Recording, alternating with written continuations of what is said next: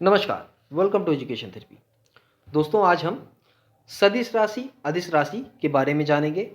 साथ साथ कि ये जो सदिश राशि और अदिश राशि हैं, इनको याद करने की यानी इनके अंदर जो इकाइयाँ आती हैं, उनको हम याद करने के लिए क्या ट्रिक अपना सकते हैं। चलिए तो पहले जानते हैं भौतिक राशि। ठीक है, भौतिक राशि होती है, भौतिक राशि है जितनी भी राशियाँ आती हैं, जितनी भी इकाइयाँ हैं, वो सब कुछ हमारी आती हैं भौतिक राशि के अंदर। ठीक, जैसे हम किलोग्राम हो गया। किलोग्राम क्या है?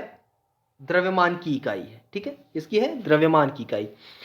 तो ऐसे ही ताप की इकाई हो गई, लंबाई की इकाई होगी जिसको हम मीटर या किलोमीटर इसमें नापते हैं, समय सेकंड में नापते हैं, मिनट में नापते हैं, घंटे में नापते हैं।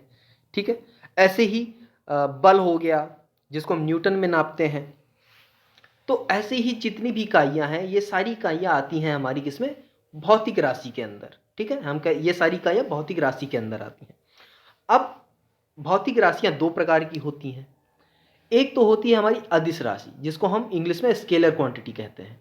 दूसरी होती है सदिश राशि, जिसको हम इंग्लिश में वेक्टर क्वांटिटी कहते हैं। अब अदिश राशि क्या होती है? ऐसी राशियां जिनमें सिर्फ परिमाण हो, यानी परिमाण उपस्थित हो लेकिन दिशा ना हो। ठीक है, दिशा नहीं होती। तो ऐसी जितनी भी राशियां होती हैं उनको हम कहते हैं, राशियों को मतलब ऐसी जितनी भी भौतिक राशियां होती हैं उनको हम कहते हैं स्केलर क्वांटिटी या हिंदी में अदिश राशि। उदाहरण के तौर पे ऊर्जा, शक्ति, ताप, लंबाई, समय, दूरी, द्रव्यमान, ये सब क्या है? ये सब अदिश राशि हैं। ठीक है, क्योंकि इसमें दिशा नहीं होती, सिर्फ परिमाण होता है।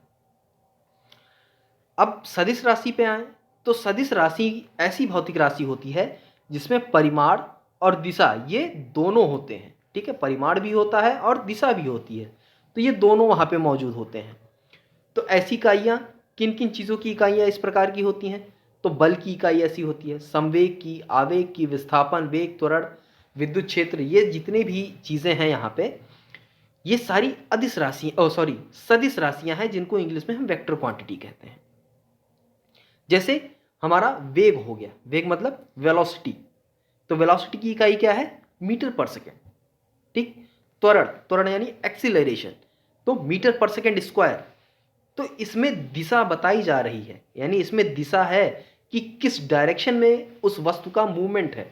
ठीक है, किस डायरेक्शन में उसका विस्थापन हो रहा है, विस्थापन हो रहा है।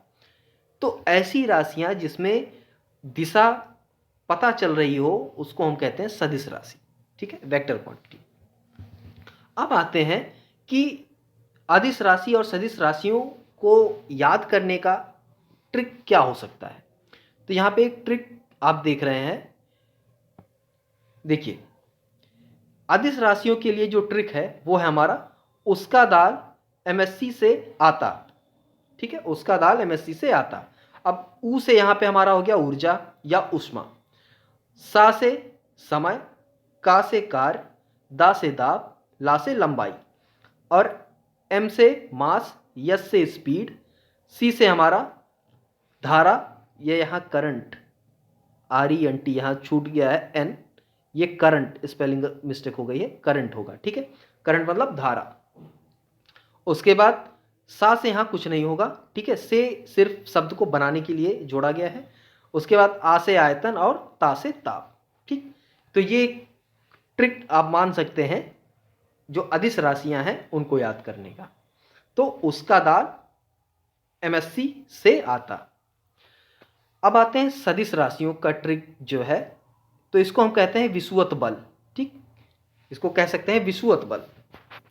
तो विषु से हमारा विस्थापन हो गया, वा से वेग हो गया, ता से त्वरण हो गया, बा से बल हो गया। तो ऐसी बहुत सी राशियां हैं, तो यहाँ पे हमने कुछ चीज़ों को ही कंबाइन किया है, कुछ चीज़ों को ही दिखा यहाँ पे। तो विषुवत बल यहाँ पे जिसमें हमारी विस्थापन, वेग, त्वरण, बल ये एक जगह पे आ जा रहे हैं। तो ये दो ट्रिक हैं। ऐसे ही एक ट्रिक और देखेंगे यहाँ पे। अब विविध भास, अब इसमें आप देखेंगे तो आवेग हो गया, बा से बल हो गया, वा से वेग हो गया, वी से विस्थापन हो गया, ता से त्वरण हो गया, भा से भार हो गया, और सन से समवेग हो गया। ये भी क्या है, ये भी हमारा सदिश राशियों को पहचानने का एक और ट्रिक है, जिसके द्वारा हम, एक तो यहाँ हो गया विषुवत बल और दूसरा हो गया अववेवित्वभास।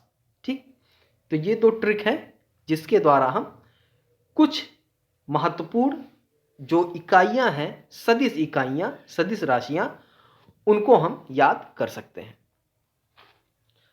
अब इसमें देखिए, जिसमें वा आता है, ठीक, वो सदिश राशि हो गए। जनरली, मैं हमेशा के लिए नहीं कह रहा हूं कि ये लागू होगा, लेकिन जनरली आप सामान्यतः आप देखेंगे कि जहां वा आता है वो सदिश राशि हो जाती है, और जहां पे वा नहीं आता वो अदिश राशि हो जाती है। ठीक है, अब वा आने का मतलब कि जनरली सामान्यतः वा का प्रोनाउंसिएशन हल्का फुल्का कहीं आता हो। ठीक है, वा का उच्चारण हल्का फुल्का, चाहे शब्दों में ही आता हो या कहीं से महसूस होता हो, तो उसके लिए है। शब्द में दिखाई दे रहा है तो भी, और शब्द में महसूस हो रहा है तो भी, वा का महसूस अगर होना है या दिख रहा है तो वो सदिश राशि होगी, नहीं है तो वो अदिश राशि होगी। सामान्यतः ऐसा है, ये नहीं कह सकते कि हमेशा होगा, क्योंकि एक ट्रिक है, तो मे भी कहीं कहीं फेल हो सकता है। चलिए, तो उम्मीद है आपको ये समझ में आया होगा। अगर कहीं कोई डाउट है तो आप कमेंट बॉक्स में पूछ सकते हैं। तो आज के लिए बस इतना ही, मिलते हैं नेक्स्ट वीडियो में, तब तक के लिए धन्यवाद।